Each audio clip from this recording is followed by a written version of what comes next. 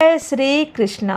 आज हम लोग सुनेंगे ऋषि पंचमी व्रत कथा, उसके बारे में संपूर्ण जानकारी और पूजन विधि।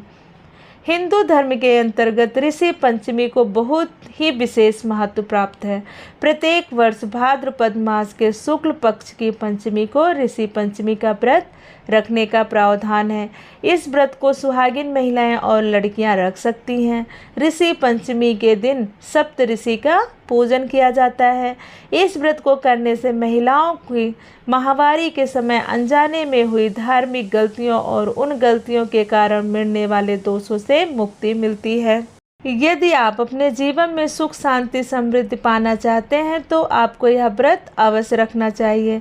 इस व्रत को पूर्ण विधि विधान से करके सप्तऋषियों का आशीर्वाद लेने से संपूर्ण परिवार में कोई कष्ट नहीं आता। तो चलिए सुनते हैं पंचमी व्रत कथा। सतयुग में विदर्भ नगरी में शयनजित नामक राजा हुए थे। वह ऋषियों के समान थे। उन्हीं के राज में एक कृषक सुमित्र था। उनकी पत्नी जयश्री अत्यंत पतिव्रता थी। एक समय वर्षा ऋतु में जब उनकी पत्नी खेती के कामों में लगी हुई थी तो वह रजस्वला हो गई। उनको रजस्वला होने का पता लग गया, फिर भी वह घर के कामों में लगी रही। कुछ समय बाद वह दोनों स्त्री पुरुष अपनी अपनी आयु भोग कर मृत्यु को प्राप्त हुए।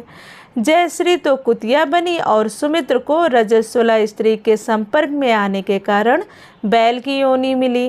क्योंकि ऋतु दोष के अतिरिक्त इन दोनों का कोई अपराध नहीं था, इसी कारण इन दोनों ने अपने पूर्व जन्म का समस्त विवरण याद रहा। वे दोनों कुतिया और बैल के रूप में उसी नगर में अपने बेटे सुचित्र के यहाँ रहने लगे। सुचित्र बहुत ही धर्मात्मा था। वह अपने अतिथियों का बहुत ही सम्मान करता था। अपने पिता के लिए श्राद्ध के दिन उसने अपने घर ब्राह्मणों को भोजन के लिए नाना प्रकार के भोजन बनवाए। जब उसकी स्त्री किसी काम के लिए रसोई से बाहर गई हुई थी तो एक सर्प ने खीर के बर्तन में मुँह डाल दिया। कुतिया के रूप में सुचित्र की माँ कुछ दूर से यह सब देख रही थी। पुत्र की बहू के आने पर उसने अपने पुत्र को ब्रह्म हत्या पाप से बचाने के लिए उस बर्तन में मुंह डाल दिया। सुचित्र की पत्नी चंद्रवती ने कुतिया का यह कृत्य देखा न गया और उसने चूल्हे से जलती हुई लकड़ी निकालकर कुतिया को मारी। बेचारी कुतिया मार खाकर इधर उधर भागने लगी। चौके में जो जूठन आदि बची हुई रहती थी वह सब भी सुचित्र की बहू उस कुतिया को डाल देती थी, लेकिन क्रोध के कारण उसने वह भी बाहर फिकवा दिया। सब खाने का सामान फिकवा कर बर्तन साफ करके दोबारा खाना बनाकर ब्राह्मणों को खिलाया। रात्रि के समय भूख से व्याकुल होकर वह कुतिया बैल के रूप में रह रहे अपने पूर्व पति के पास आकर बोली, हे स्वामी, आज तो मैं भूख से मरी जा रही हूँ। वैसे तो मेरा पुत्र मुझे रोज खाने को देता था, लेकिन आज मुझे कुछ नहीं मिला। सांप के विष वाले खीर के बर्तन में को अनेक ब्रह्म हत्या के भय से छूकर उसके न खाने का योग्य कर दिया था। इसी कारण उसकी बहू ने मुझे मारा और खाने को कुछ भी नहीं दिया। तब वह बैल बोला, हे भद्रे, तेरे पापों के कारण तो मैं भी इस योनि में आ पड़ा हूँ और आज बोझ ढोते ढोते मेरी कमर टूट गई है। आज मैं भी खेत में दिन भर हल में जुता रहा। मेरे पुत्र ने आज मुझे भी भोजन नहीं दिया और मुझे मारा भी बहुत। मुझे इस प्रकार कष्ट देकर उसे इस श्राद्ध को निष्फल कर दिया है। अपने माता पिता की इन बातों को सुचित्र सुन रहा था। उसने उसी समय दोनों को भरपेट भोजन कराया और फिर उसके दुख से दुखी होकर वन की ओर चला गया। वन में जाकर ऋषियों से पूछा कि मेरे माता पिता किन कर्मों के कारण इस नीच योनि को प्राप्त हुए हैं और अब किस प्रकार से इनको छुटकारा मिल सकता है। तब ऋषि बोले कि तुम इनकी मुक्ति के लिए पत्नी सहित ऋषि पंचमी का व्रत धारण करो तथा उसका फल अपने माता पिता को दो। भाद्रपद महीने की शुक्ल पंचमी को मुख शुद्ध करके मध्यम में नदी में पवित्र जल में स्नान करना और नए रेशमी कपड़े पहनकर अरुधंती सहित सप्त ऋषियों का पूजन करना। इतना सुनकर सुचित्र अपने घर लौट आया और अपनी पत्नी सहित विधि विधान से पूजन व्रत किया। उसके पुण्य से माता पिता दोनों पशु योनियों से छूट गए। इसलिए जो महिला श्रद्धा पूर्वक ऋषि पंचमी का व्रत करती है वह समस्त सांसारिक सुखों को भोगकर बैकुंठ को जाती है। ऋषि पंचमी की दूसरी कथा। विदर्भ देश में उन्मत्त नामक एक सदाचारी ब्राह्मण देव रहते थे। उनकी पत्नी बड़ी ही पतिव्रता थी जिसका नाम सुशीला था। उन ब्राह्मण के एक पुत्र और एक पुत्री, 2 संतानें थीं। विवाह योग्य होने पर उन्होंने सामंत सुशील वर के साथ कन्या का विवाह कर दिया था। दया योग से कुछ ही दिनों बाद उसकी पुत्री विधवा हो गई।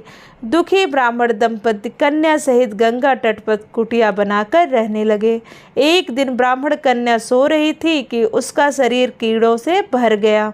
कन्या ने सारी बात माँ से कही। माँ ने पति से सब कहते हुए पूछा, प्राणनाथ, मेरी साध्वी कन्या की यह गति किस कारण से हो रही है? पहले उसका पति मर गया, अब उसके पूरे शरीर में कीड़े पड़ गए हैं। उस समय उनतक जी समाधि में बैठे हुए थे। उन्होंने समाधि द्वारा पूरी घटना का पता लगाकर बताया। पूर्व जन्म में यह कन्या ब्राह्मणी थी। इसने रजस्वला होते हुए भी बर्तन छू लिए थे। इस जन्म में भी इसने लोगों की देखा देखी भाद्रपद शुक्ल पंचमी अर्थात ऋषि पंचमी का व्रत नहीं किया, इसलिए इसके शरीर में कीड़े पड़े हैं। धर्मशास्त्रों में मान्यता है कि रजस्वला स्त्री पहले दिन चंडालिनी, दूसरे दिन ब्रह्मघातनी तथा तीसरे दिन धोबिन के समान अपवित्र मानी जाती है। वह चौथे दिन स्नान करके शुद्ध होती है।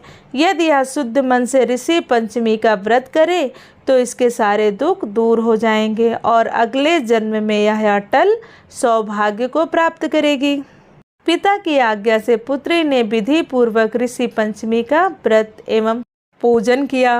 व्रत के प्रभाव से वह सारे दुखों से मुक्त हो गई। अगले जन्म में उसे अटल सौभाग्य सहित अच्छे सुखों का सुख प्राप्त हुआ। चलिए अब हम लोग ऋषि पंचमी की पूजन विधि और उसके महत्व के बारे में जान लेते हैं।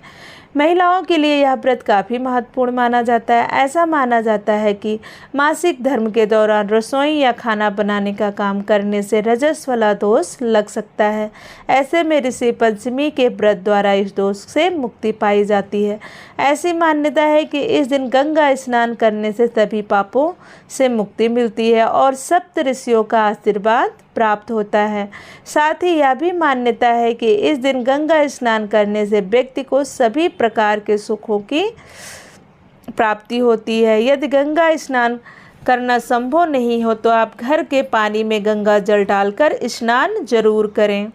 पंचमी प्रारंभ हो रही है 19 सितंबर मंगलवार दोपहर 1:43 पर। वहीं इसका समापन हो रहा है 20 सितंबर दोपहर 2:16 पर। उदय तिथि के अनुसार ऋषि पंचमी का व्रत 20 सितंबर को किया जाएगा और व्रत की पूजा का मुहूर्त सुबह 11:19 से 1:45 तक रहेगा। पूजन विधि इस प्रकार है। ऋषि पंचमी के दिन सुबह जल्दी उठकर स्नान आदि से निवृत्त हो जाएं। उसके बाद घर और मंदिर को अच्छे से सफाई करें।